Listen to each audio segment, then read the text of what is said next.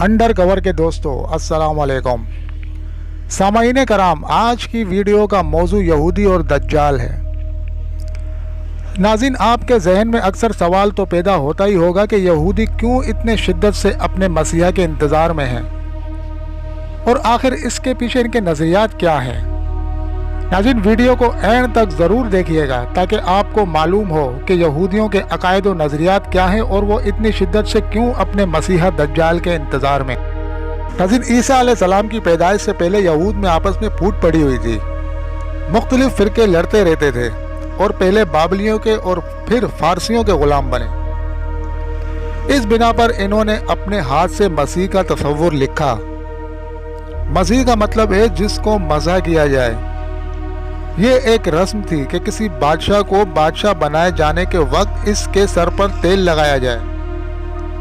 दाऊद अलैहिस्सलाम को भी बादशाह बनाए जाने के वक्त इनके सर को इसी तरह तेल से मसा किया गया था। नाज़रीन, इनकी एक किताब जिनका नाम समूएल उसके बाब नंबर 21 में है। समूएल ने संगनी में तेल लिया और दाऊद के ऊपर मसा किया। इसके भाइयों के दरमियान और अल्लाह की रूह इस दिन से दाऊद पर नाजिल हुई। लिहाजा यहूद में एक नए दाऊदी तर्ज के बादशाह की ख्वाहिश थी जो तमाम लड़ने वाले फ़िरकों को एक कर दे, जैसे आज भी मुसलमान खुलफाए राशिदीन को याद करते हैं। इसी तरह यहूद भी एक दाऊदी बादशाह या मसीह के ख्वाहिशमंद थे। लेकिन अल्लाह ने यहूद को आजमाइश में डाला और ना दाऊद की नस्ल से मसीह भेजा, ना यूसुफ की नस्ल से, बल्कि हारून की नस्ल से एक कंवारी ने ईसा अलैहिस्सलाम को जना।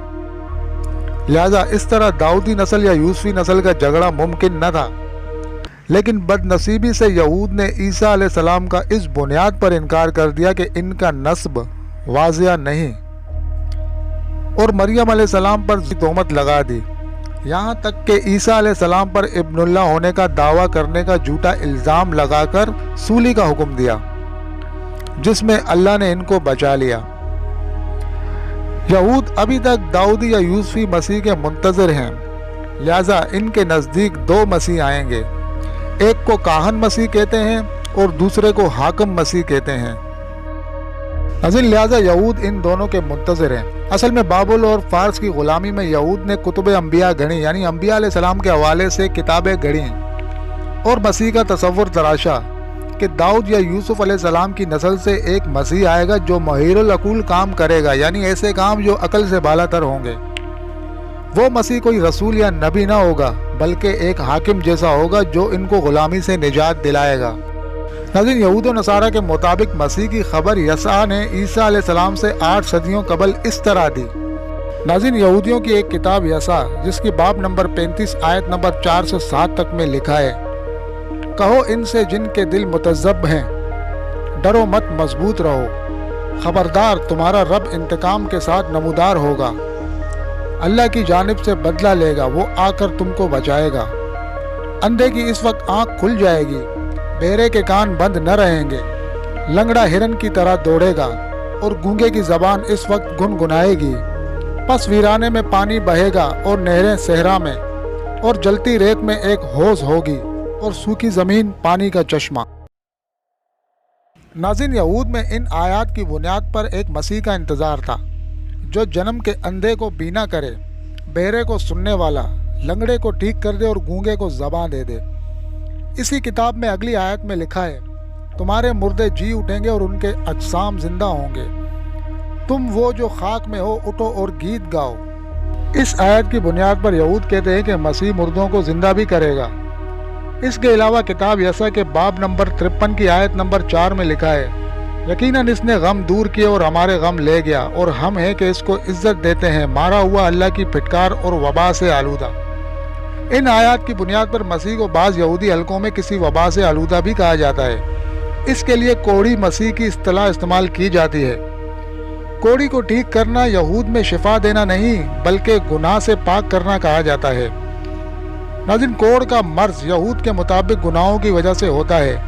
लिहाजा मसीह आकर इनके गुनाह धो डालेगा और यहूदी कोड़ी गुनाहगार ठीक हो जाएंगे, लेकिन औरों की गारंटी नहीं है। लिहाजा यहूदी मसीह को कोड़ी मसीह या लेपर मसीह भी कहते हैं। کیونکہ وہ کوڑیوں یعنی گناہگاروں کے ساتھ رہے گا وغیرہ وغیرہ۔ مسیح تو باقی کتب انبیاء کے مطابق صرف ایک بادشاہ تھا اور جو داؤد یا یوسف علیہ السلام کی نسل سے تھا، لیکن یسوع کے نام سے لکھی اس کتاب میں اس سے اتنے سارے معجزات منسوب کر دیے گئے کہ اللہ نے یہود کی اس شدید خواہش کو پورا کیا اور عیسیٰ ابن مریم رسول اللہ کو مسیح بنا دیا اور وہ معجزات بھی دے دیے جو کسی اور نبی کو نہ ملے۔ عیسیٰ علیہ السلام قرآن کے مطابق ان شرطوں کو پورا کر گئے اور وہ المسیح تھے، لیکن یہود کے مطابق شرائط پوری نہیں ہوئی۔ مثلا ایک رسول مسیح کیسے ہو گیا؟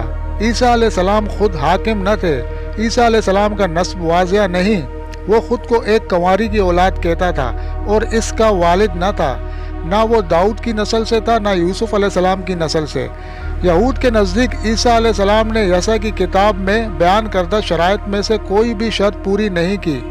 مثلا موجودہ اناجیل میں کہیں بھی یسوع کی کتاب کی شرط ویرانے میں پانی کا بہنا اور تپتی ریت یعنی آگ کا پانی ہونا بیان نہیں کیا گیا، لہذا ان کے مطابق نعوذ باللہ عیسیٰ علیہ السلام مسیح نہ تھے۔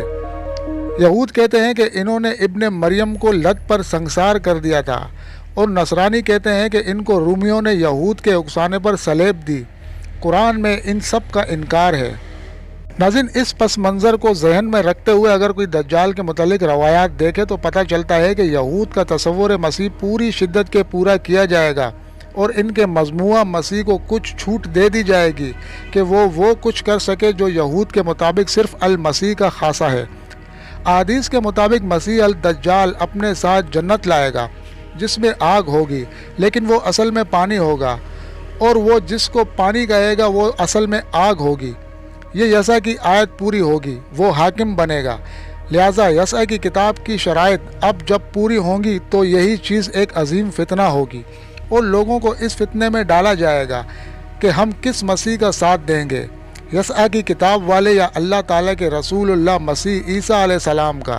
یہ ہماری یا آپ کی آزمائش ہے۔ ناظرین، دجال کے حوالے سے نصرانیوں میں عجیب و غریب عقائد ہیں۔ مثلا دجال کو شیطان مجسم کہہ سکتے ہیں، اس کا عدد 666 کہا جاتا ہے اور اس کو درندہ بھی کہا جاتا ہے۔ عیسائیت کا مسئلہ یہ ہے کہ یہ یہود کی کتب بھی پڑھتے ہیں اور خود بائبل میں شیطان کا اجسام میں حلول کرنا یعنی جسم میں داخل ہونا بھی بیان کرتے ہیں، جس کی قرآن میں کوئی دلیل نہیں۔ شیطان ان کے مطابق دنیا کو کنٹرول کرتا ہے اور اللہ تعالیٰ آسمان کو۔ لہٰذا ایک وقت آئے گا جب شیطان درندہ یا اینٹی کرائسٹ کی شکل میں آئے گا اور عیسائیوں کو گمراہ کرے گا۔ ناظرین، قرآن کے مطابق مسیح علیہ السلام کو اللہ تعالیٰ نے یہ معجزات دیے جو رسول اللہ صلی اللہ علیہ وسلم یا کسی اور نبی کو نہیں دیے۔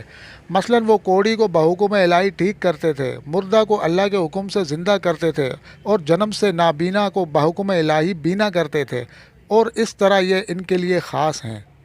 معزز سامعین کرام، موجودہ دور کی نئی جنریشن دجال کے فتنوں اور اس کے آنے کی خبروں کو دقیانوسی باتیں سمجھتے ہیں، لیکن فتنوں میں سب سے بڑا فتنہ دجال ہے۔ اللہ تعالی ہر مومن مسلمان کو دجال کے فتنوں سے محفوظ رکھے، آمین۔